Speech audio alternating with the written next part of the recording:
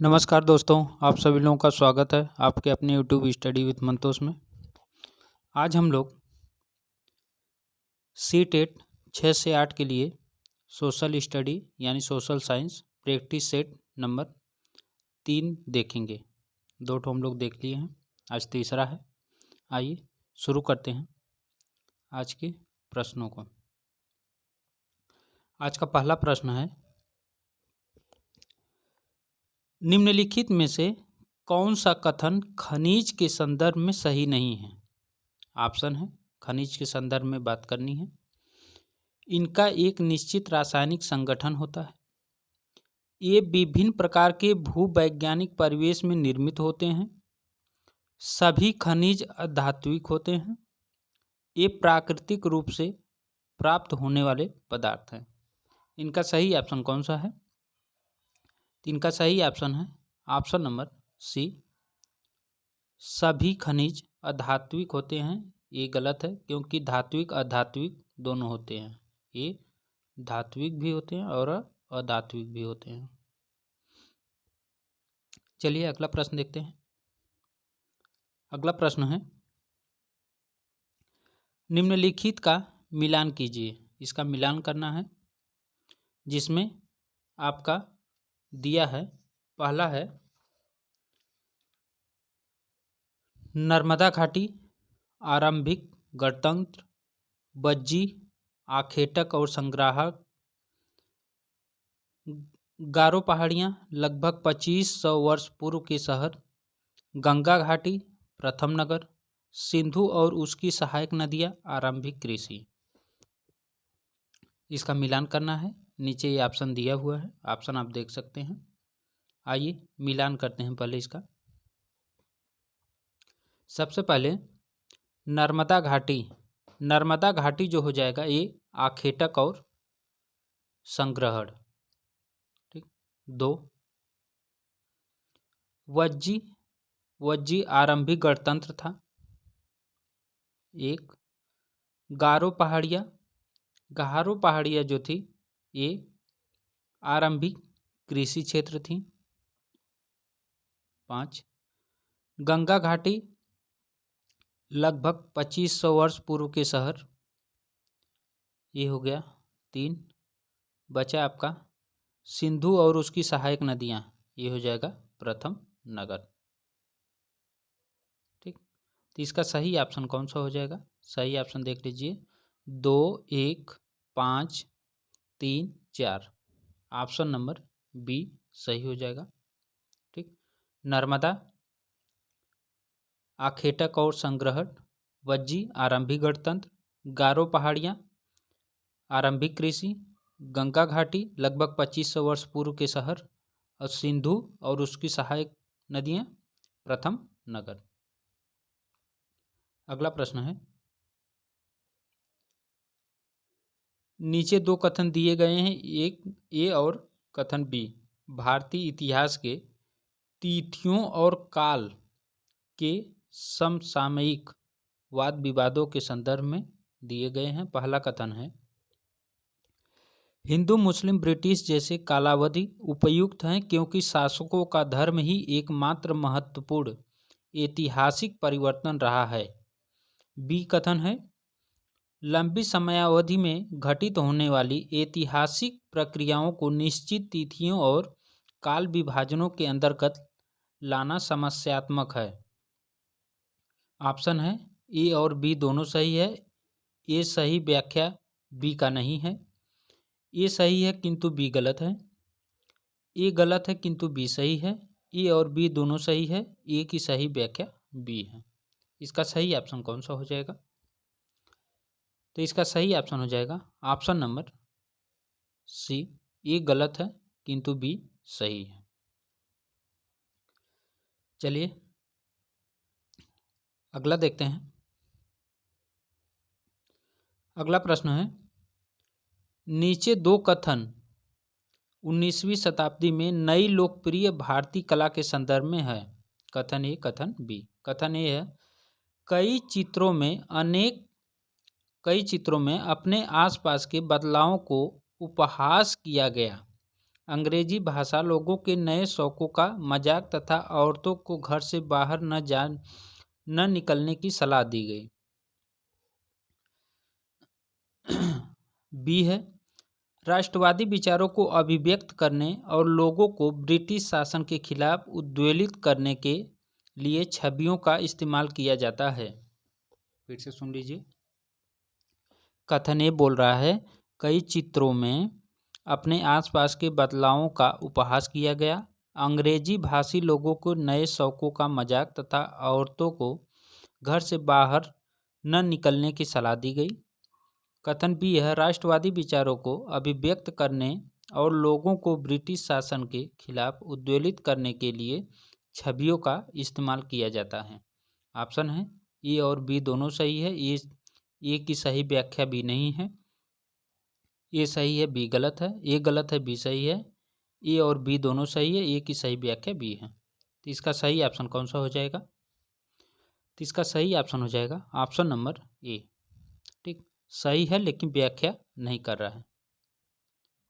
ठीक, चलिए अगला देखते हैं। अगला प्रश्न है, भारत में आरंभिक मानव पर समझ के लिए निम्नलिखित में से किसे एक प्राथमिक स्रोत माना जा सकता है? इसमें किसे प्राथमिक स्रोत माना जा सकता है? ऑप्शन है, गिरनाल का शैलाभिलेख, पादम शाहनामा चित्रकला, मध्य प्रदेश की शैल चित्रकला, कांगड़ा शैली की चित्रकला। तो इसका सही ऑप्शन कौन सा है?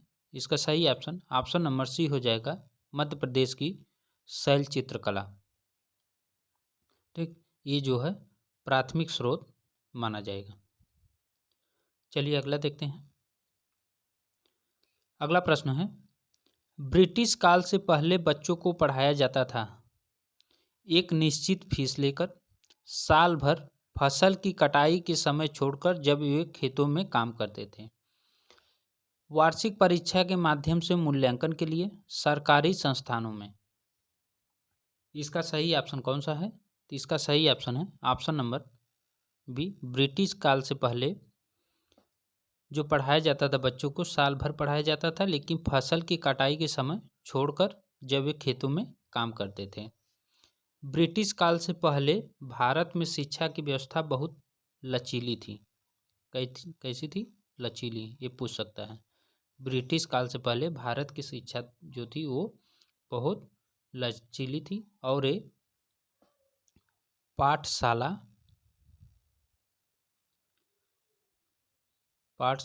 और मदरसों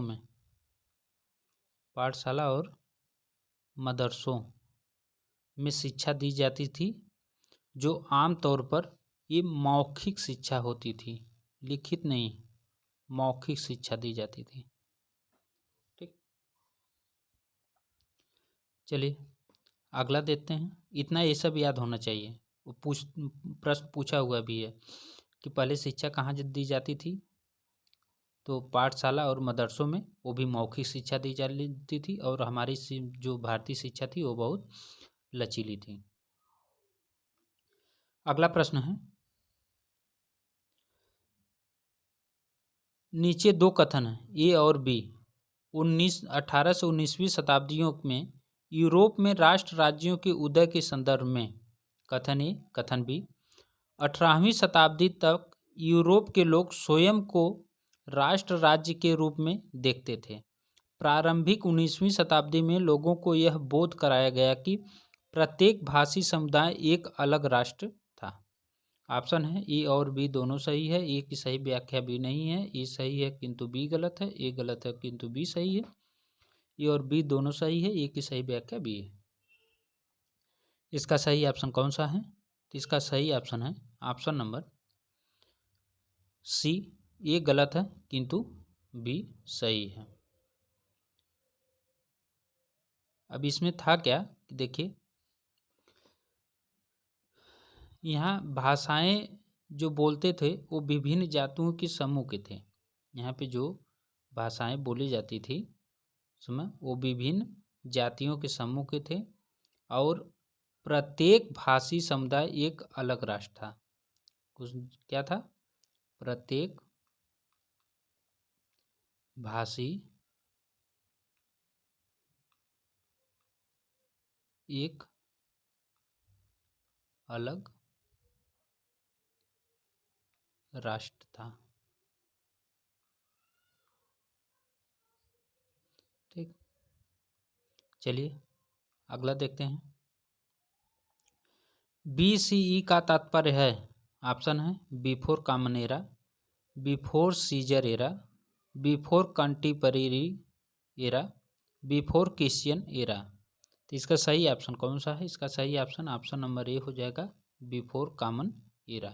BCE का बिफोर कॉमन एरा हो जाएगा, जो ईसा पूर्व के लिए ये जाना जाता है। किसके लिए? ईसा पूर्व। ठीक, ईसा मसीह के जन्म के बाद जो है फिर AD हो गया, AD मतलब एनो डोमिनी। चलिए अगला देखते हैं। अगला प्रश्न है, हम यह आज कैसे जानते हैं कि पूरा पाषाण युग में भारत में शुतुरमुर्ग होते थे? ऑप्शन है महाराष्ट्र के पटनेपुरा स्थल से शुतुरमुर्ग के अंडों के अवशेष मिले हैं। शुतुरमुर्ग एक मौखिक स्मृतियां हमारे पास दिल्ली के राष्ट्रीय संग्रहालय में अभिलेखित है। विदेशी यात्रियों के वृत्तांतों में इसका वर्णन है। उस समय की कृतियों में इन पक्षियों का विविध लेख मिलता है। तो इसका सही ऑप्शन है ऑप्शन नंबर ए, महाराष्ट्र के पटनेपुरा स्थल से शुतुरमुर्ग के अंडे के अवशेष मिले हैं।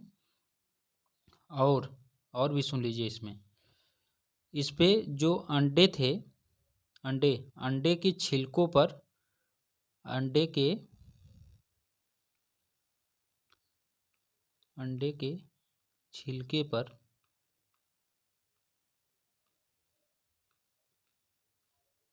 डिजाइन उकेरे गए थे। डिजाइन उकेरे गए थे। ये भी प्रश्न पूछता है, डिजाइन उकेरे गए थे। ठीक, और ये जो डिजाइन थे इन्हें मोतियों से बनाया गया था। किससे बनाया गया था? मोतियों से बनाया गया था डिजाइन। चलिए अगला देखते हैं। अगला प्रश्न है, हड़प्पा सभ्यता का पतन कैसे हुआ? ऑप्शन है ऐसा लगता है कि शासकों का नियंत्रण समाप्त हो गया, जंगलों का विनाश हो गया, सभ्यता के पूरे क्षेत्र में बाढ़ आ गई, संभवतः नदियां सूख गई। तो इसका सही ऑप्शन कौन सा है? ABD, ACD, BCD, ABC। इसका सही ऑप्शन है ऑप्शन नंबर ए, ABD। ये जो बाढ़ वाला बात है, ये कोई भी जो है विद्वान इसके बारे में चर्चा नहीं किया है, बाकी इस सब के बारे में जो है चर्चा हुई है। चलिए अगला देखते हैं। अगला प्रश्न है, महायान बौद्ध धर्म के अंतर्गत, ऑप्शन है बुद्ध की प्रतिमाएं बनाई जाने लगी, बोधिसत्वों को नहीं स्वीकारा गया क्योंकि उन्हें अभी ज्ञान प्राप्ति करना बाकी था, मूर्तिकला के केंद्रों के रूप में मथुरा एवं तक्षशिला का पतन हुआ, मूर्तियों में बुद्ध की उपस्थिति सिर्फ कुछ संकेतों के माध्यम से दर्शाई गई थी। इसका सही ऑप्शन कौन सा है? 41 नंबर का प्रश्न है। इसका सही ऑप्शन है ऑप्शन नंबर ए, महायान बौद्ध धर्म के अंतर्गत बुद्ध की प्रतिमाएं बनाई जाने लगी। ठीक, और जो ये मथुरा और तक्षशिला है, यहाँ पे जो है बुद्ध की मूर्तियाँ बनती थी। यहाँ पे बुद्ध की मूर्तियाँ बनती थी। चलिए अगला प्रश्न है, खिलजी और तुगलक वंश के अंतर्गत प्रशासन और समेकन के संदर्भ में सही क्या है? ऑप्शन है गंगा के मैदानी इलाके के घने जंगलों वाले क्षेत्रों को पहली बार बैठा गया, दिल्ली से बंगाल जैसे सुदूर प्रांतों का नियंत्रण कठिन था, अलाउद्दीन खिलजी और मोहम्मद तुगलक गंगा के मैदानी इलाकों पर जोर जबरदस्ती अपना शिकार लंबे समय तक रख पाए। उपमहाद्वीप का काफ़ी बड़ा हिस्सा दिल्ली के सुल्तानों के अधिकार में रहा। इसका सही ऑप्शन कौन सा है? इसका सही ऑप्शन है ऑप्शन नंबर बी, दिल्ली से बंगाल जैसे सुदूर प्रांतों का नियंत्रण कठिन था। ये बात सही है।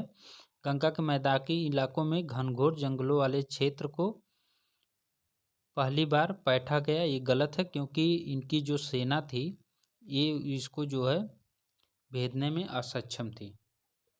ठीक।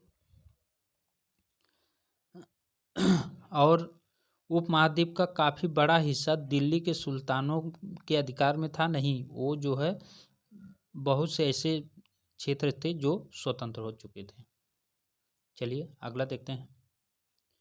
अगला है, जनजाति लोगों के इतिहास के पुनर्निर्माण में निम्न में से कौन सा कथन गलत है? ऑप्शन है, अधिकांश जनजाति समूहों ने लिखित दस्तावेज रखा था। जनजाति लोगों ने समृद्ध रीति रिवाजों और मौखिक परंपराओं का संरक्षण किया। जनजाति समाज अपने विविध किस्म की जरूरतों के एक दूसरे पर निर्भर रहा। समकालीन इतिहास और मुसाफिरों ने जनजातियों के बारे में बहुत कम जानकारी दी है। इसका सही ऑप्शन है ऑप्शन नंबर ए हो जाएगा, अधिकांश जनजाति समूहों ने दस्तावेज रखा था। ये गलत है, क्योंकि उनके पास कोई लिखित दस्तावेज नहीं था। जो राजा महाराजा थे वो अपना जो है अभिलेख वगैरह करवा लेते थे, लेकिन इन लोगों के पास कोई ऐसा था नहीं प्रूफ जिसकी वजह से लोग रख सकें, इसलिए इनका जो कोई लिखित प्रमाण नहीं मिलता है। बाकी सब सही है। ठीक, चलिए अगला प्रश्न देखते हैं। अगला प्रश्न है, 1857 के विद्रोह के बाद अंग्रेजों ने किस प्रकार भारत पर अपना नियंत्रण को समेकित किया? तो अपने नियंत्रण को समेकित कैसे किया? ऑप्शन है, अवध, बिहार, मध्य भारत और दक्षिण भारत से ज़्यादा सिपाहियों की भर्ती कर, भूमिहीन तथा किसानों की रक्षा के लिए नीतियां बनाकर, तुष्टीकरण तथा संपत्ति अधिकारों की सुरक्षा करके, ईस्ट इंडिया कंपनी के सारे अधिकार ब्रिटिश साम्राज्य के हाथों में सौंपकर, ताकि भारतीय मामलों को ज़्यादा बेहतर ढंग से संभाला जा सके।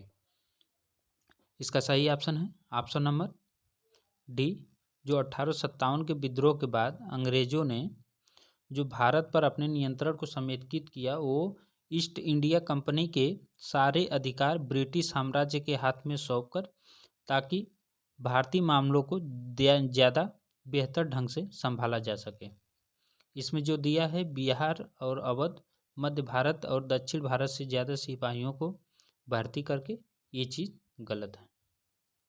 ठीक, क्योंकि इस समय वो लोग गोरखा सिख और पठान, इन लोगों की जो भर्ती करना शुरू कर दिए थे।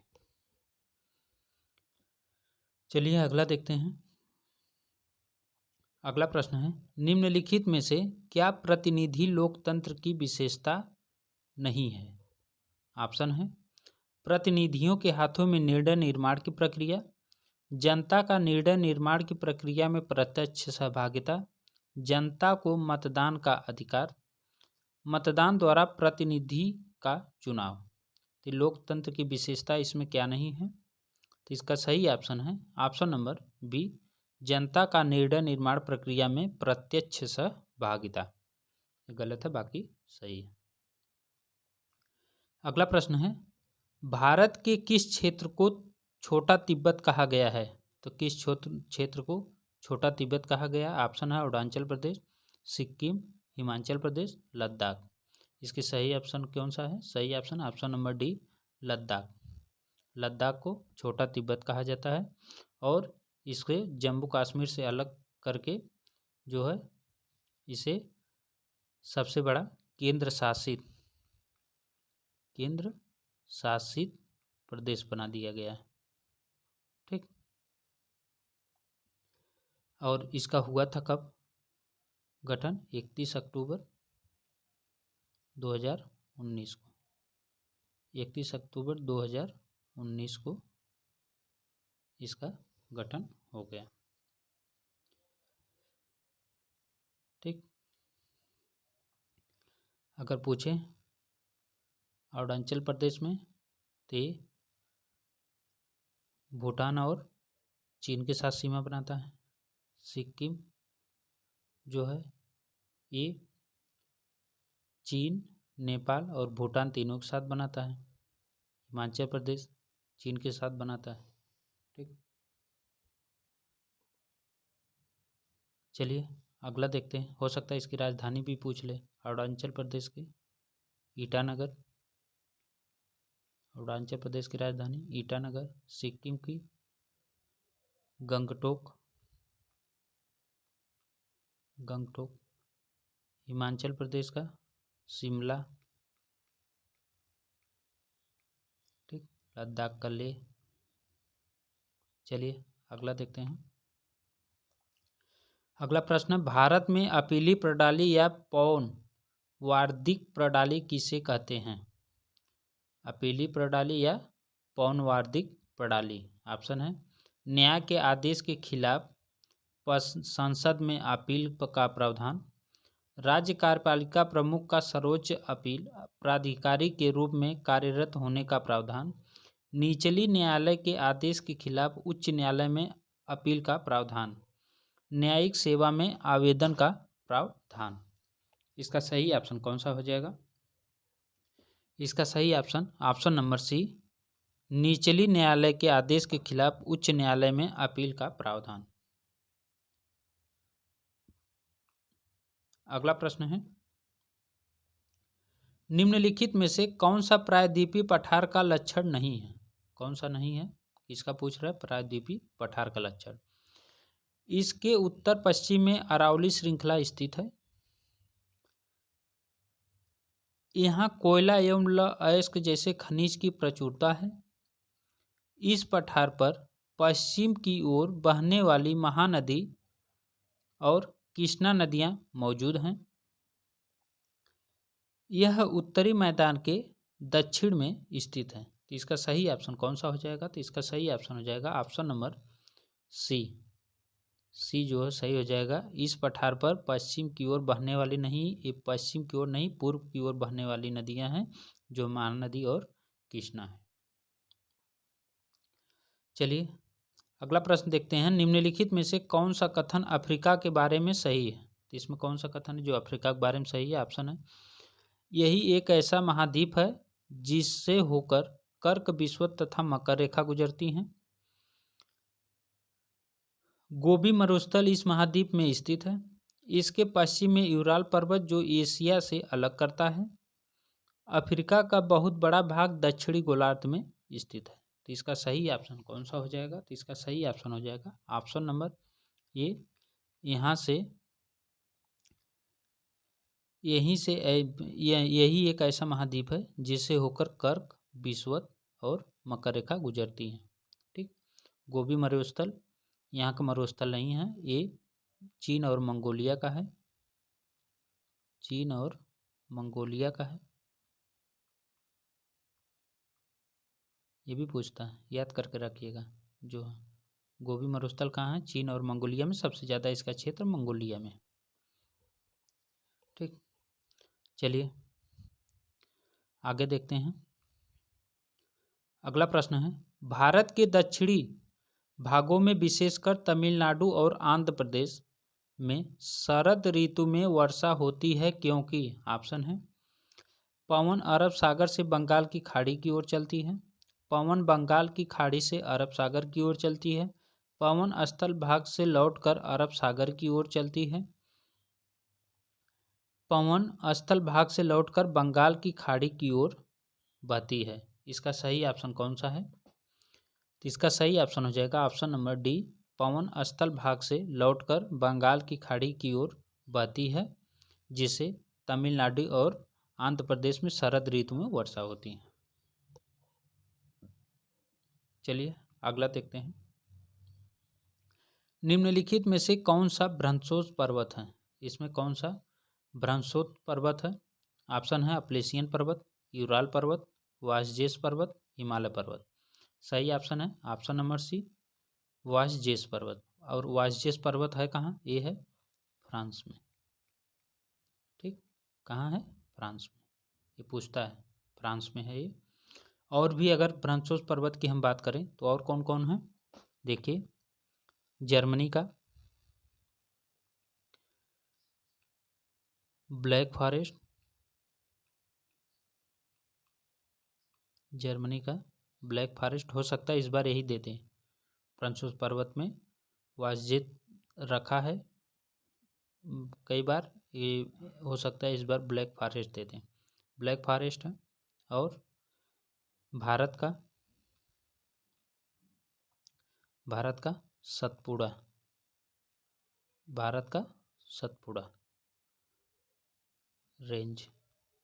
ठीक, ये सब जो हैं वो उदाहरण है ब्रांसोस के। चलिए,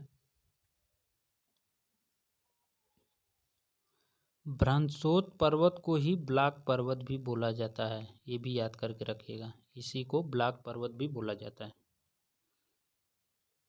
चलिए अगला देखते हैं। अगला प्रश्न है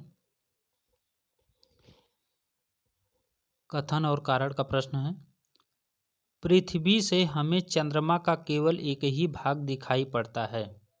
चंद्रमा पृथ्वी का एक चक्कर लगभग 27 दिनों में पूरा करता है और लगभग इतने ही समय में वह अपने अक्ष पर एक चक्कर पूरा करता है। नीचे दिए गए विकल्पों में से सही विकल्प का चयन करना है। ए और बी दोनों सही है, बी सही व्याख्या नहीं है ए की। ए सही है परंतु बी गलत है, ए गलत है परंतु बी सही है, ए और बी दोनों सही है और व्याख्या भी कर रहा है। इसका सही ऑप्शन कौन सा हो जाएगा? इसका सही ऑप्शन हो जाएगा ऑप्शन नंबर डी, ए दोनों सही है और व्याख्या भी कर रहा है। ठीक, चलिए अगला प्रश्न देखते हैं। अगला प्रश्न है कायांतरित सेल के बारे में दिए गए ए, बी और सी कथनों पर विचार कीजिए और सही विकल्प का चयन कीजिए। ऑप्शन है आग्नेय और अवसादी सेल उच्च ताप और दाब के प्रभाव में कायांतरित सेल में परिवर्तित हो जाते हैं। कायांतरित सेल उच्च ताप और दाब के प्रभाव से पिघलकर द्रवित मैग्मा बनाते हैं। संगमरमर एक कायांतरित सेल है। इसका सही ऑप्शन कौन सा है? ऑप्शन है ए बी सही है और सी गलत है। ए बी सी तीनों सही है। ए सी सही है, बी गलत है, बी सी सही है, ए गलत है। तो इसका सही ऑप्शन कौन सा हो जाएगा? 53 नंबर का प्रश्न है। इसका सही ऑप्शन है option number B, A B C तीनों सही है। ठीक, ये क्रिस्टल कलर होता है ना, इसका पुनः क्रिस्टल कलर होता है तो फिर उसके बाद ये पुनः संगठित हो जाता है। ठीक, जिससे संगमरमर कायांतरित रूप में हो जाता है। ठीक, चलिए अगला देखते हैं। अगला प्रश्न है अंतरिक्ष से प्रवेश करने वाले उल्कापिंड वायुमंडल के किस परत में आने पर जल जाते हैं? ऑप्शन है बाह्य वायुमंडल, बहिर्मंडल, समताप मंडल, मध्यमंडल। सही ऑप्शन है ऑप्शन नंबर डी, मध्यमंडल में वो जल जाते हैं। जो उल्कापिंड आते हैं वो मध्यमंडल में जो आके जल जाते हैं। चलिए अगला देखते हैं। अगला प्रश्न है ऋतु प्रवास जुड़ा हुआ है तो ऋतु प्रवास किससे जुड़ा है? ऑप्शन है घरों की पास बसावट से, एक छोटे घर के पौधे रखने का कृत्रिम अहाता से, ऐसे स्थान जहां बस्तियां विकसित होती हैं, लोगों के आवागमन से। इसका सही ऑप्शन कौन सा है? इसका सही ऑप्शन नंबर डी हो जाएगा। जो ऋतु प्रवास होता है ये लोगों के आवागमन से होता है। ज़्यादातर जो पशुपालन वाले होते हैं वही लोग ऋतु प्रवास ज़्यादा करते हैं, क्योंकि चारे के लिए एक जगह से दूसरे जगह हर समय आते जाते हैं। ठीक, चलिए अगला देखते हैं। अगला प्रश्न है अस्थायी पौनों के संबंध में कथन ए और बी पर विचार कीजिए, सही विकल्प का चयन कीजिए। ऑप्शन है ये पौने वर्ष भर लगातार निश्चित दिशा में चलती रहती हैं। पश्चिमी एवं पूर्वी पौने इनके उदाहरण हैं। ऑप्शन है ए गलत है, बी सही है, ए बी दोनों सही है, ए बी दोनों गलत है, ए सही है, बी गलत है। इसका सही ऑप्शन कौन सा है? इसका सही ऑप्शन है option number B. A B दोनों सही हैं। ठीक, चलिए अगला प्रश्न देखते हैं।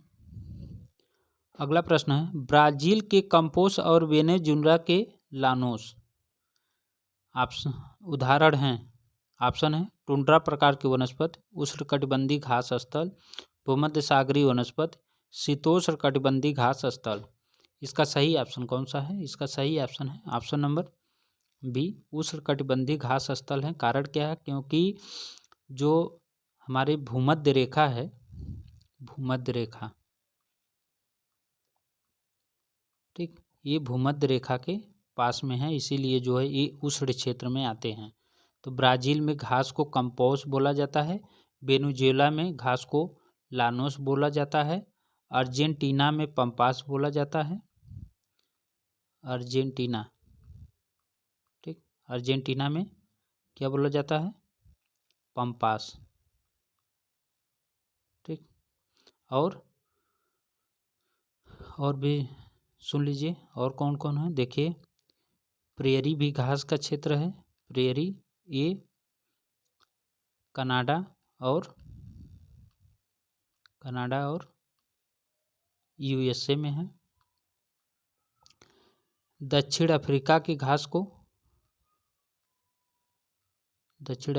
घास को विल्ड कहा जाता है, विल्ड। ठीक, ऑस्ट्रेलिया घास को डाउन्स कहा जाता है। और कौन है? यूरोप में स्टेपिस कहा जाता है, स्टेपीज, स्टेपीज।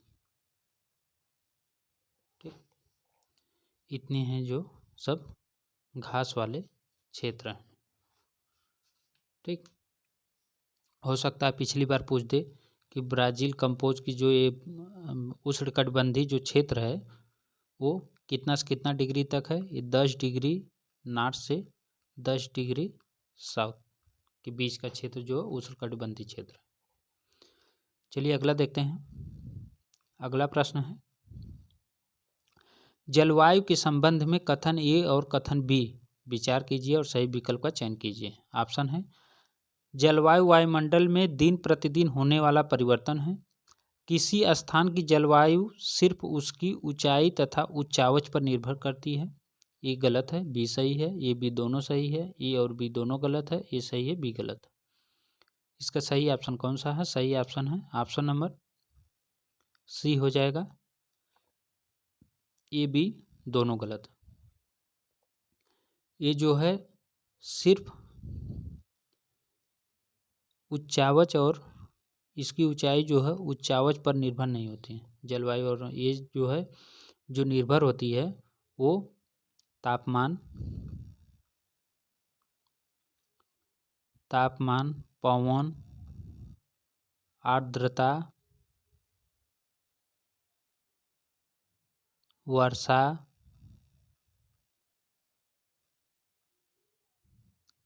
ठीक, वायुमंडलीय दबाव, इस सब पे निर्भर होती हैं। चलिए अगला प्रश्न देखते हैं। नीचे दिए गए ए और बी दो के आधार पर ऊर्जा स्रोत की पहचान कीजिए। तीन के आधार पर ऊर्जा स्रोत का पहचान करना है। ऑप्शन है ए, यह एक परंपरागत ऊर्जा का स्रोत है। यह ऊर्जा स्रोत तब निर्मुक्त होती है जब अपरिष्कृत तेल को धरातल पर लाया जाता है। ऑप्शन है प्राकृतिक गैस, भूतापीय ऊर्जा, मोम, बायोगैस। इसका सही ऑप्शन कौन सा है? इसका सही ऑप्शन नंबर ए, प्राकृतिक गैस। ठीक, प्राकृतिक गैस जो है ये हो जाएगा आपका परंपरागत ऊर्जा का स्रोत। अगर गैर परंपरागत में बोले, गैर परंपरागत,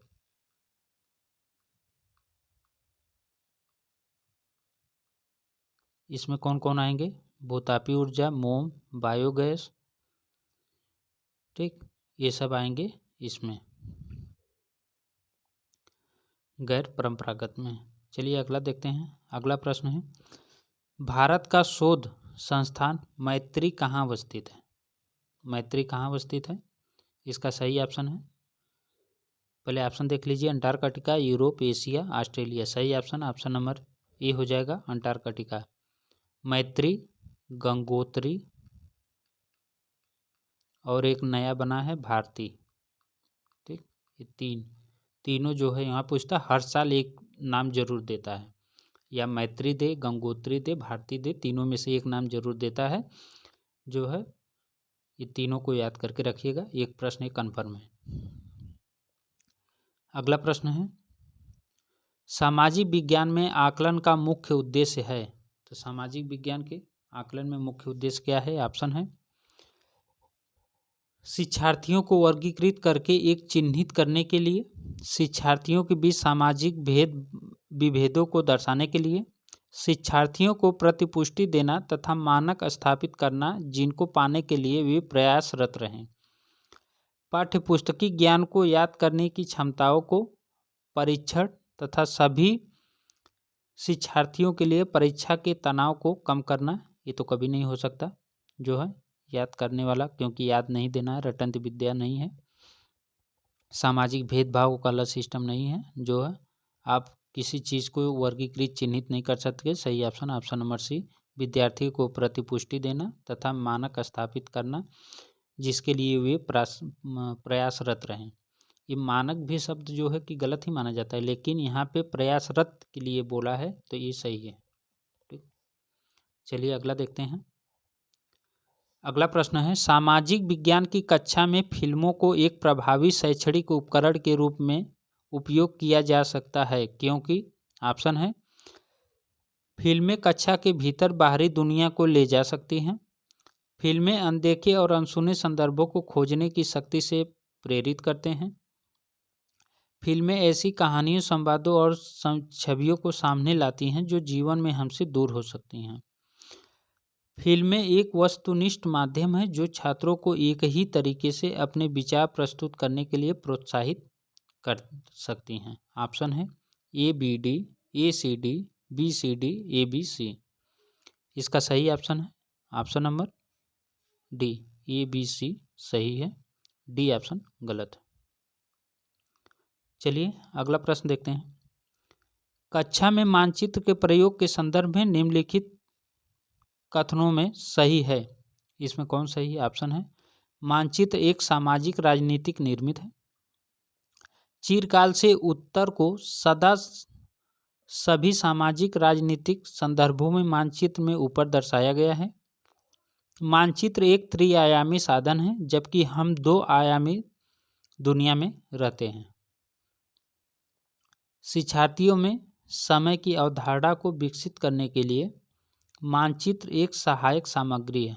ऑप्शन है केवल बी, केवल CD, ABCD, केवल ए। तो इसका सही ऑप्शन है ऑप्शन नंबर डी, केवल ए सही है। ठीक, चलिए अगला प्रश्न देखते हैं।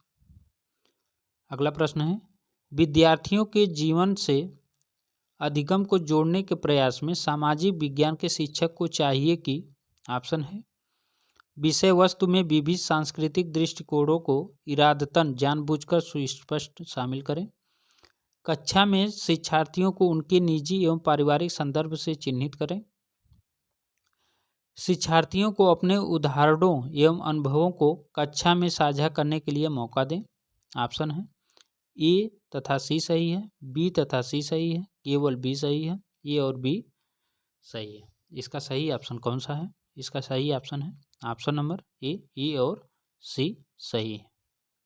ठीक, विषय वस्तु में विविध सांस्कृतिक दृष्टिकोणों को इरादतन यानी जानबूझकर सुस्पष्ट शामिल करें, शिक्षार्थियों को अपने उदाहरणों एवं अनुभवों को कक्षा में साझा करने के मौका दें। ये दोनों सही है, ये वाला गलत। चलिए अगला प्रश्न है, इतिहास पढ़ते वक्त वंशावली चार्ट का प्रयोग होता है। ऑप्शन है, किसी सामाजिक या वंश के वर्धन एवं विकास को चित्रित करने के लिए, अनुक्रम एवं प्रकार्यात्मक संबंध को दर्शाने के लिए, एक कालक्रमिक रूपरेखा देने के लिए, शिक्षार्थियों में स्थान की अवधारणा विकसित करने के लिए। ऑप्शन है ए सी डी सही है, बी सी डी सही है, केवल सी डी सही है, ए बी सी सही है। इसका सही ऑप्शन है ऑप्शन नंबर ए हो जाएगा, ए सी डी सही है, बी गलत है। अनुक्रम एवं प्रक्रियात्मक संबंधों को दर्शाने के लिए ये चीज गलत है। अगला प्रश्न है,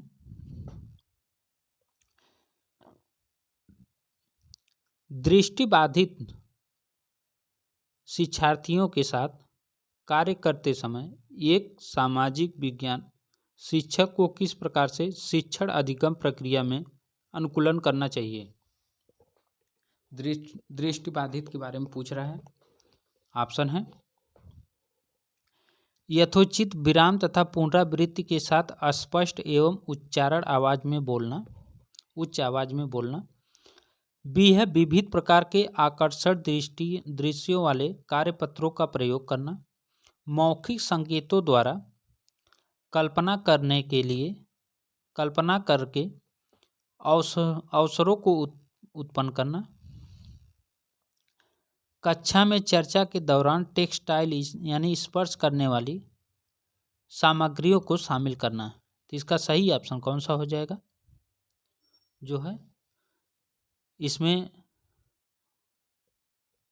66 नंबर के प्रश्न में इसका सही ऑप्शन है, ऑप्शन इधर दिया है देख लीजिए, जो है सही विकल्प का चयन करना है। केवल ए सी डी, केवल बी, बी सी डी, केवल ए बी। इसका सही ऑप्शन है ए सी डी सही है, बी वाला गलत है। अब गलत उसमें क्या है देखिए, विविध प्रकार के आकर्षक दृश्यों वाले कार्यपत्रक, क्योंकि वो तो देख नहीं सकता है जो है, तो आकर्षक दृश्य क्या करेगा देख के, तो ये उसके लिए गलत है। ठीक, चलिए अगला देखते हैं। सामाजिक विज्ञान शिक्षण में प्रोजेक्ट विधि के कथनों पर विचार करें। ऑप्शन है यह उपयोगितावादी दृष्टिकोण से प्रेरित है, यह शिक्षार्थियों को खोजी बना देता है, यह पूर्ण रूपेण एक शिक्षक केंद्रित विधि है, यह स्वनिर्देशित क्रियाकलापों द्वारा अधिगम को मानती है। ऑप्शन है ए बी सी सही है, ए बी डी सही है, ए सी डी सही है, ए और बी सही है। इसका सही ऑप्शन कौन सा है, इसका सही option number B, A B D सही है।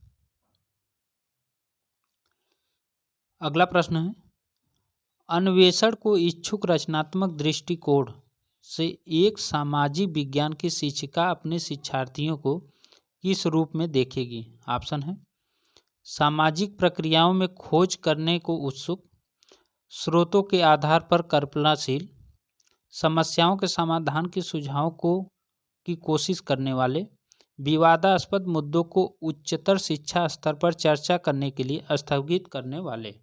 ऑप्शन है केवल A B C, A B D, B C D, A B. इसका सही ऑप्शन कौन सा है, इसका सही ऑप्शन है ऑप्शन नंबर ए हो जाएगा, ए बी सी सही है। विवादास्पद मुद्दों को उच्चतर शिक्षा के स्तर पर चर्चा करने के लिए स्थगित करने वाले, ये चीज गलत है। ठीक, चलिए अगला प्रश्न देखते हैं। प्रश्न नंबर 69 प्रश्न है, सामाजिक विज्ञान के पाठचर्या को अधिक समावेशी बनाने में निम्न में से कौन सहायक हो सकता है। ऑप्शन है पाठचर्या को जेंडर संबंधित मुद्दों से जोड़ना, कक्षा में एक रूप निर्देश एवं एक निश्चित शिक्षा शैली,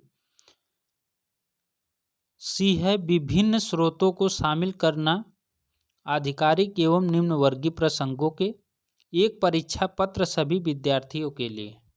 ऑप्शन है ए सी सही है, केवल बी डी सही है, बी सी डी सही है, ए बी सही है। इसका सही ऑप्शन कौन सा है, इसका सही ऑप्शन है ऑप्शन नंबर ए सी सही है, जो है पाठचर्या को जेंडर संबंधी मुद्दों से जोड़ना और विभिन्न स्रोतों को शामिल करना, आधिकारिक एवं निम्न वर्गीय प्रसंगों को के।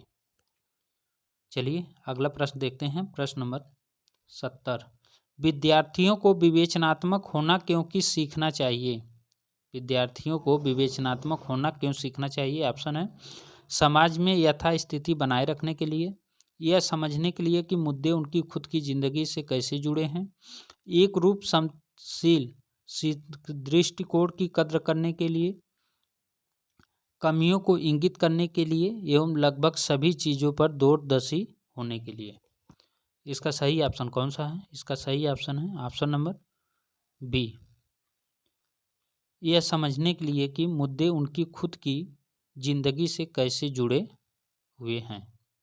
ठीक, ये ऑप्शन सही है, विद्यार्थियों को विवेचनात्मक होने के लिए। चलिए अगला देखते हैं।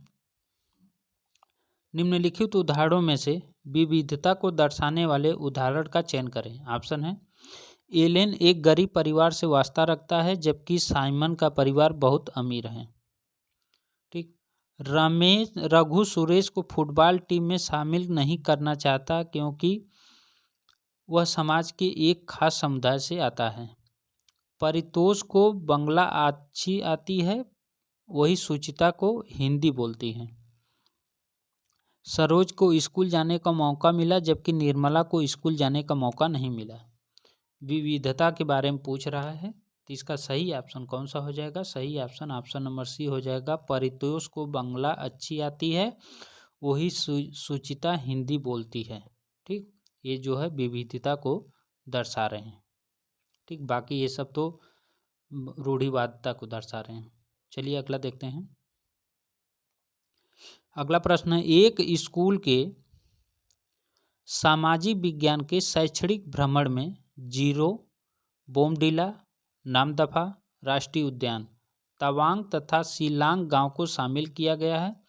किस माध्यम से विद्यार्थियों को आप भ्रमण के लिए दो राज्यों को इंगित करने को कहेंगे? ऑप्शन है मणिपुर एवं सिक्किम एक समय रेखा पर, अरुणाचल प्रदेश एवं मणिपुर एक मानचित्र पर, नागालैंड एवं त्रिपुरा एक समय रेखा पर, मिजोरम एवं मेघालय एक मानचित्र पर।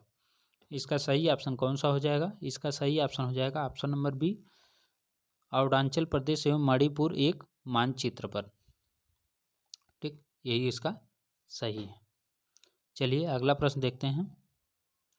अगला प्रश्न है, सामाजिक विज्ञान की समसामयिक समझ अध्यापकों को निम्नलिखित सभी को करने को प्रोत्साहित करती है केवल इसको छोड़कर। तो किसको छोड़कर करती है?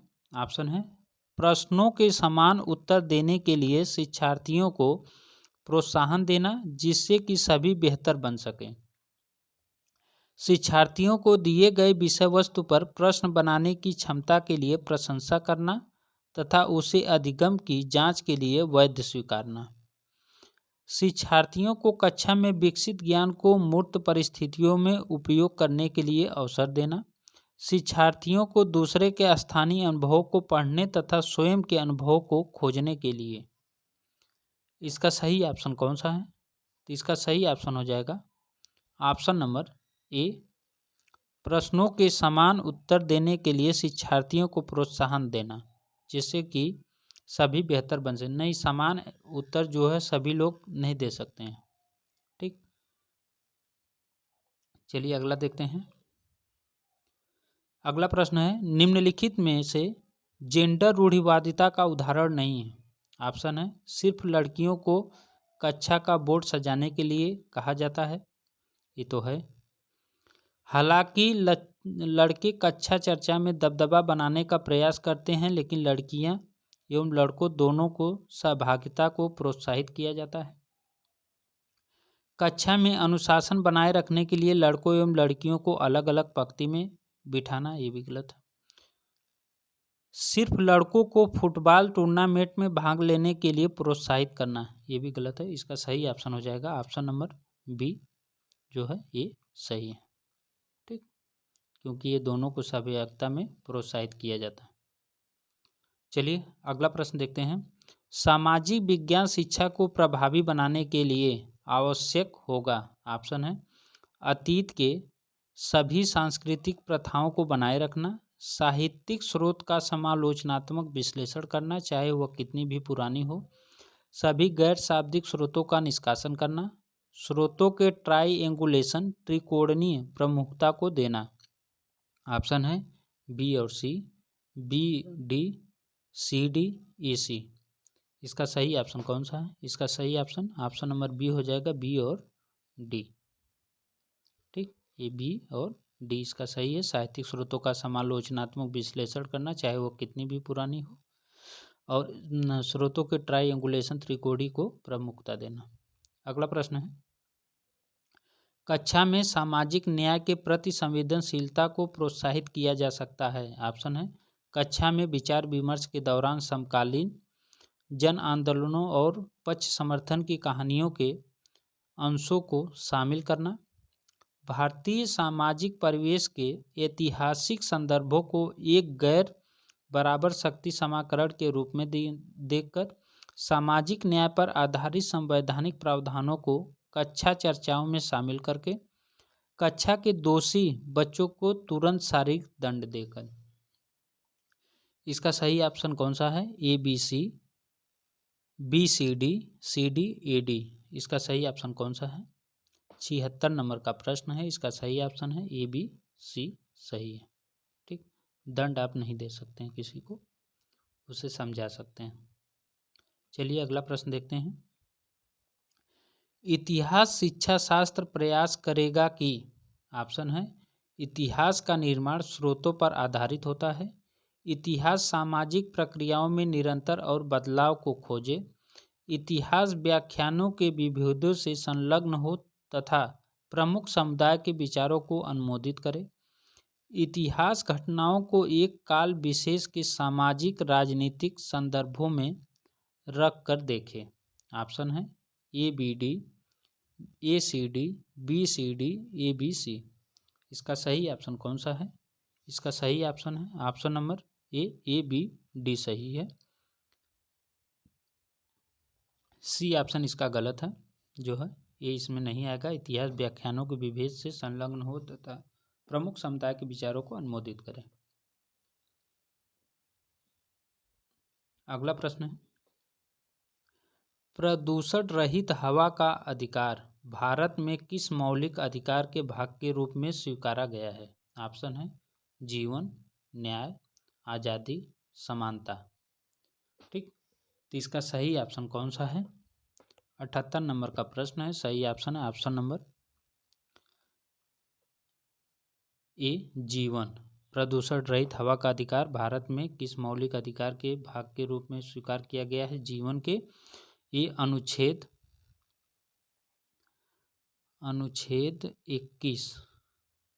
21 के अंतर्गत आता है। ठीक, जिसका संबंध है प्राण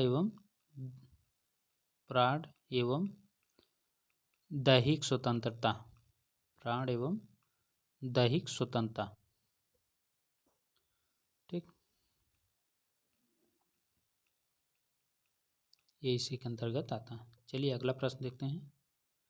अगला प्रश्न है, भारत का वर्णन करने के लिए विविधता में एकता मुहावरे का निर्माण किसने किया था? ऑप्शन है बी आर अम्बेडकर, एम के गांधी, राजेंद्र प्रसाद, जवाहरलाल नेहरू।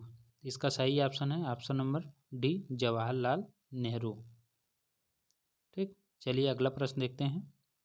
अगला प्रश्न है, लोकसभा में कितने सदस्य मनोनीत होते हैं न कि मतदान द्वारा चुनकर आते हैं? ऑप्शन है 1, 2, 0, 4। इसका सही ऑप्शन है ऑप्शन नंबर बी 2, लेकिन अब ये खत्म हो गया। ठीक, अब ये खत्म हो गया है। ये अनुच्छेद 331 के अंतर्गत राष्ट्रपति जो है मनोनीत करता था, लेकिन अब इसे जो है ख़त्म कर दिया गया। कब? 104वें संविधान संशोधन, 104वें संविधान संशोधन 2019 के तहत। ठीक, चलिए अगला देखते हैं। प्रश्न है प्रश्न नंबर 81। प्रश्न है, 2006 में नेपाल में सरकार का रूप राजतंत्र से बदलकर हो गया। ऑप्शन है तानाशाही, लोकतंत्र, अल्पतंत्र, एकतंत्र। इसका सही ऑप्शन नंबर बी लोकतंत्र हो गया। ठीक।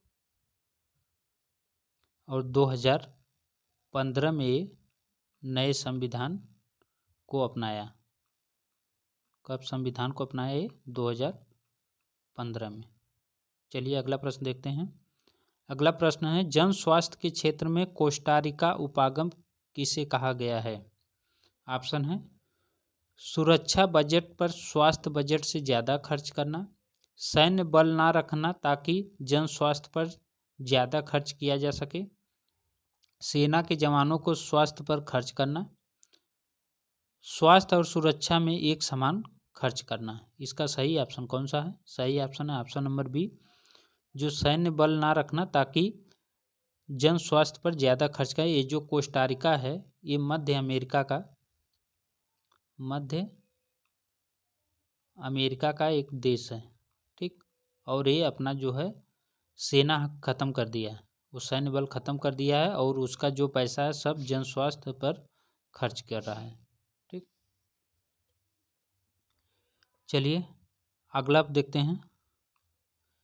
अगला है 1997 में भारतीय उच्चतम न्यायालय ने विशाखा निर्देश की रचना महिलाओं को ... यौन उत्पीड़न से बचाने के लिए की। ऑप्शन है कार्यस्थलों पर, वैवाहिक संबंधों में, सड़कों पर, गाड़ियों में। इसका सही ऑप्शन कौन सा है?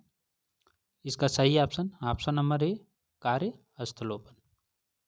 1997 में भारतीय उच्चतम न्यायालय ने विशाखा निर्देश की रचना महिलाओं को कार्यस्थलों पर यौन उत्पीड़न से बचाने के लिए की।